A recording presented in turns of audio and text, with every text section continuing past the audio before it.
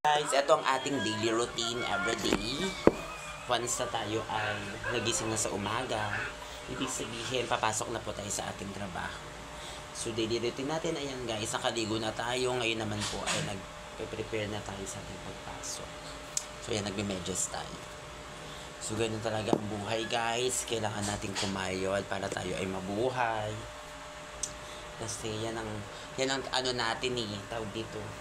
Nakaakibat na sa ating buhay. So, maaga tayo gumigising, syempre, para tayo magtrabaho.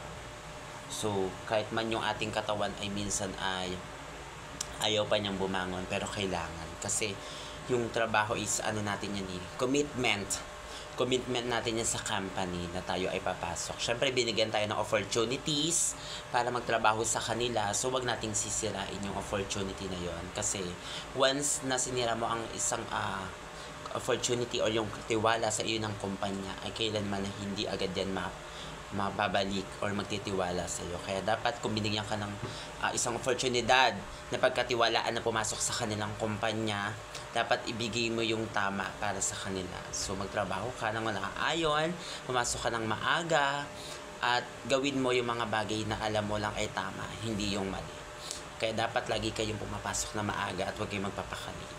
So, kaya yung ginagawa natin, yan daily routine natin sa araw-araw. So, yun lamang, mag-ingat tayong lahat. Mag-ingat din kayong mga nasa work. So, magtrabaho lang na maayos. Balang araw is nagagantipalaan din yan. Nakikita rin yan ng Panginoong Diyos. So, bye-bye!